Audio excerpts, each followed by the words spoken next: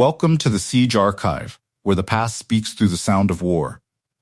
On a quiet morning in March 1974, deep inside the jungles of a small Philippine island called Lubang, a thin, weathered man in a tattered uniform stepped out from behind the trees. His rifle was clean. His boots were patched, but cared for. His insignia, faded by nearly 3 decades of rain and sun, still marked him as a soldier of the Imperial Japanese Army. He stood at attention, saluted, and surrendered his sword. On the surface, it looked like the end of an ordinary military ceremony. But it was not ordinary at all. Because the war this soldier had been fighting had ended 29 years earlier. 29 years. Long enough for empires to rise and fall. Long enough for children to be born, grow up, and have children of their own. Long enough for the world to change beyond recognition. And yet, in the jungles of Lubang, one man had refused to believe any of it. His name was Hiroo Onoda.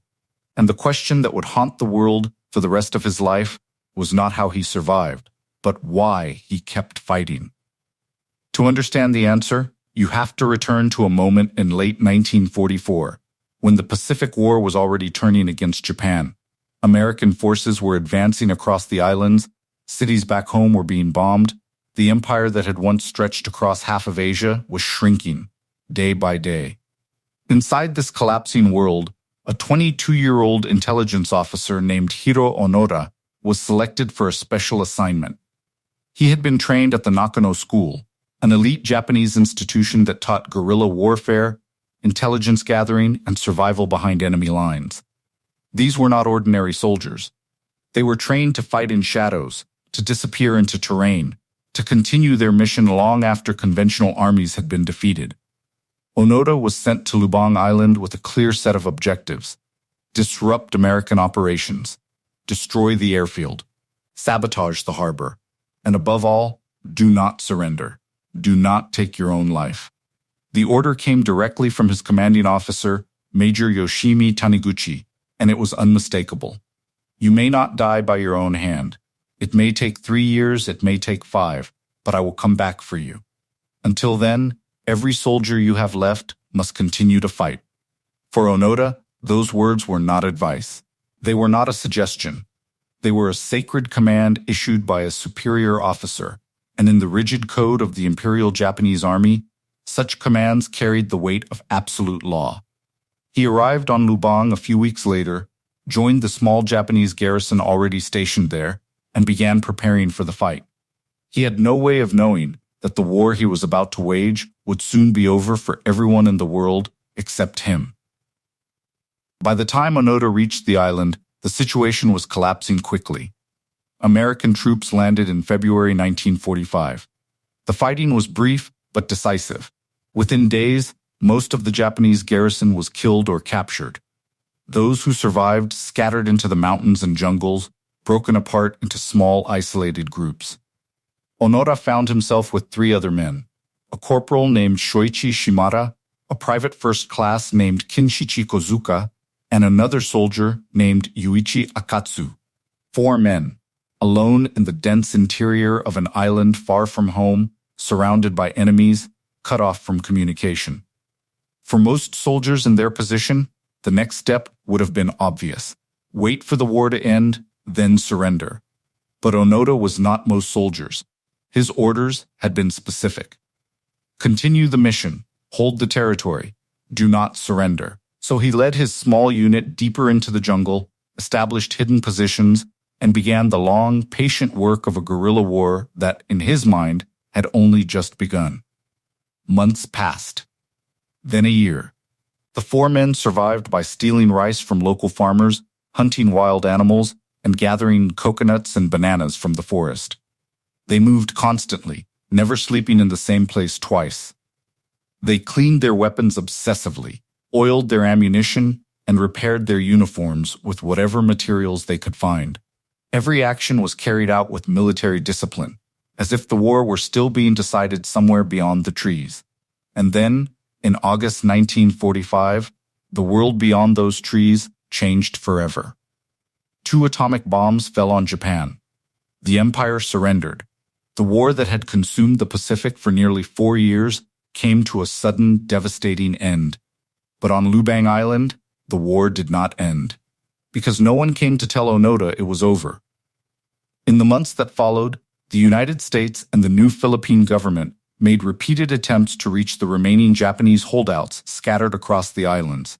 Leaflets were dropped from airplanes, declaring the war finished and urging soldiers to come out of hiding. Loudspeakers were used, search parties were sent. Surrender notices, signed by Japanese generals themselves, were posted along jungle trails. Onoda saw the leaflets, he read the announcements, he even heard the broadcasts, and he dismissed every single one of them as enemy propaganda. To his trained intelligence mind, the messages were too convenient, too well-timed, too clearly designed to lure Japanese soldiers out of hiding so they could be captured or killed. He had been taught at Nakano to recognize deception in all its forms. He had been ordered to continue fighting until his commanding officer returned for him personally. And until that moment came, no piece of paper dropped from an American plane was going to change his mind. So he kept fighting. And the war that had ended for the rest of the world quietly continued in the jungles of Lubang. The years that followed were brutal and slow. The four men carried out raids on nearby villages, burning rice fields, stealing supplies, and occasionally exchanging gunfire with local police and farmers. To them, every encounter was part of an ongoing war. To the villagers of Lubang, however, these were not soldiers. They were ghosts who killed without warning and disappeared back into the jungle before help could arrive. Over the decades, the small group caused real harm. Dozens of villagers were wounded or killed in these encounters, and the people of Lubang lived for years under the shadow of an enemy they could not understand. The first crack in the unit appeared in 1949. Yuichi Akatsu, exhausted and disillusioned, slipped away from the group and eventually surrendered to Philippine authorities. He brought with him the first reliable proof that other Japanese soldiers were still hiding on the island. But Onoda interpreted his desertion not as a sign that the war was over, but as a sign that Akatsu had been weak. The remaining three pressed on. Years later, in 1954, Corporal Shimada was killed during a clash with a search party sent to find them. Then in 1972, after nearly 3 decades in the jungle, Kozuka was shot dead during a confrontation with local police. Onoda was now alone. Completely, utterly alone. And still, he did not stop. He continued patrolling the same paths, maintaining the same hidden camps, performing the same daily rituals of a soldier at war.